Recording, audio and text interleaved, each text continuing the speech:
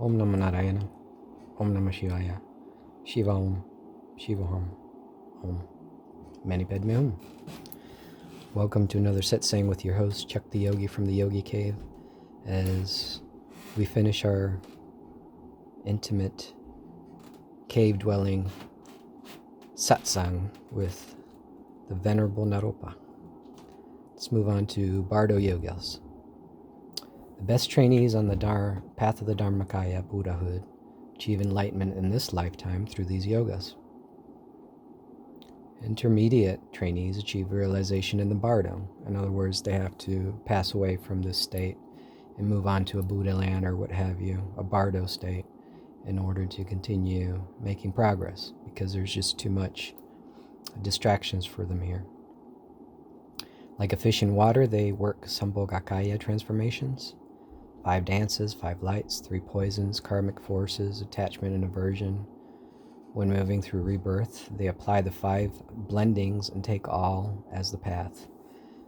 Because all is the path. There's no light and there's no dark. There's everything. So to become holy, you have to take everything. You have to take the whole, the light and the dark. For those previously trained in the 4 mudras, the Bardo of becoming is the place for self-liberation. Lesser trainees become free from attachment and aversion and achieve an emanation body rebirth. Using general instructions, they eliminate hindrances and recognize the host of maras. Maras just means illusions.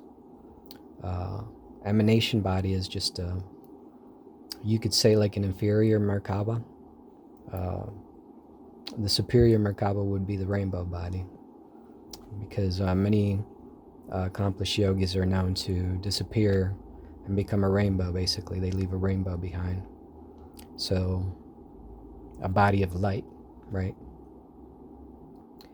They engage in various Vajra body exercises, such as the 6 root yantras with 39 branches, and use every activity as a source of the accumulations. In other words, their progress is more gradual. If one can accomplish these stages of practice without mistake, in 4 moments 3 joys are revealed. Pure drops, the bindu, shower from above and arise from below. The knots in the chakras are released. So again, the whole idea, the whole purpose of yoga is to untie the karmic fetters. That's basically the point of it. And the vital energies enter the central channel. So again, the ultimate purpose is for the left and the right channels to merge with the central channel. Vital energies and emotional distortions, 21,605 roots, are arrested and primordial wisdom arises. From Bulimaru on up, the 24 sights and near sights are made full, teachings from the mouth of a perfect Nirmanakaya or Sambhogakaya. So there's just different states of samadhi. 100 clairvoyances are achieved and one finds a treasure vase.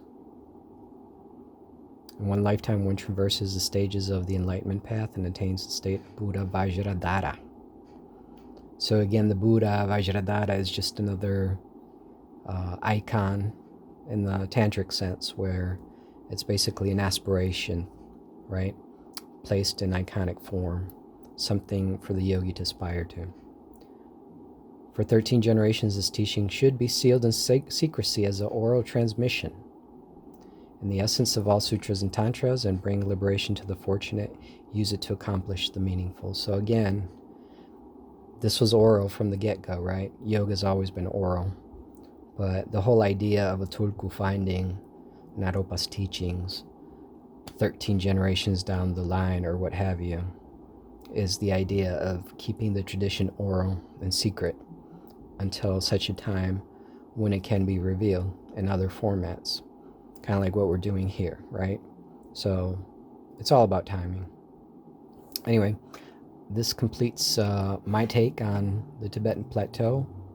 And once again, gratitude to the Tibetan tradition and Tibetan masters that have kept these traditions alive and have bequeathed them to us. Willingly or unwillingly, circumstances kind of precipitated that, but we have them nonetheless. So let me go ahead and explain this a bit. This right here is Refining the Elixir by Stuart Alv Olson, and he basically writes on the internal alchemy teachings of Chan Sang Fang. And again, like I've mentioned before, Chan Sang Fang is one of the masters of one of my traditions, and he really, I found, embedded the alchemical teachings in the forms that he left behind. Irregardless of whether Chan Sang Fang was semi-historical or legendary, it doesn't matter. And I'm not going to get too deep into Chan Sang Fang's autobiography and all the rest of it, because he's semi-legendary anyway. So I'm not going to get too deep into that.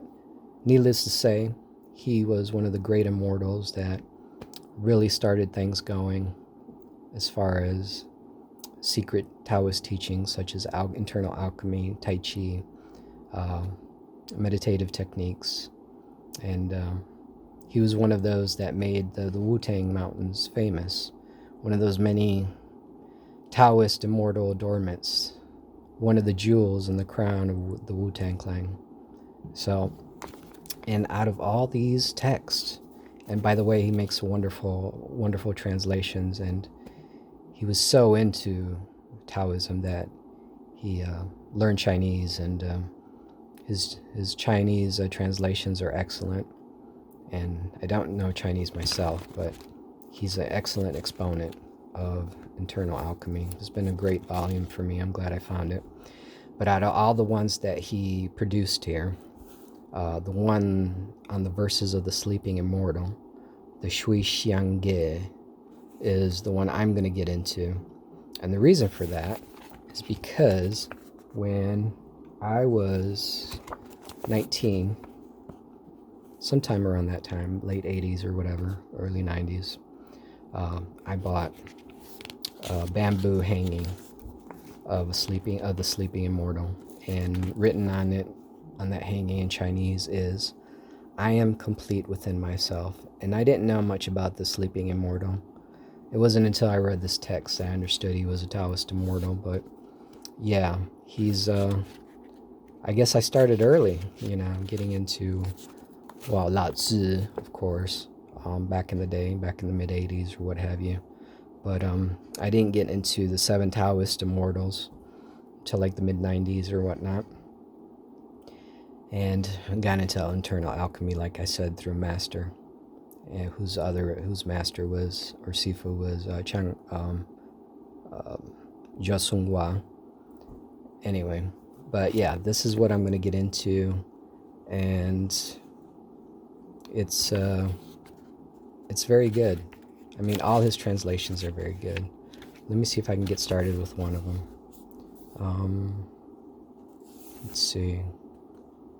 The sleeping immortal sleeps with his head high upon a stone pillow and is unaware even of what year it is.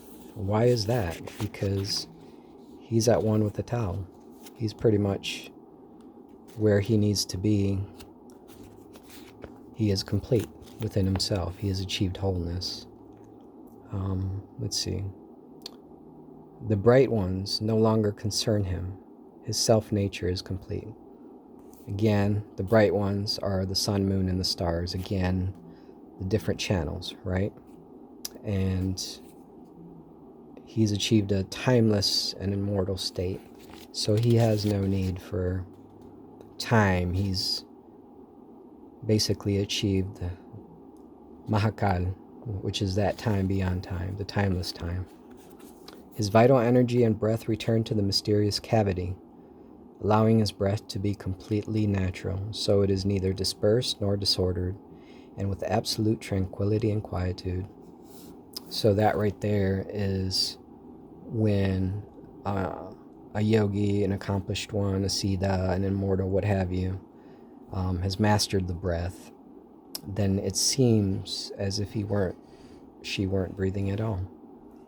Achieve that samarasa of the breath, where in and out seem as one. So it's hard to explain, but it does happen. It gets to a point where an accomplished one achieves that form of breathing. Womb breath is what it's called in Taoist alchemy. So I will continue going down that Yangtze River Valley and up those Wutang Mountains as I go along.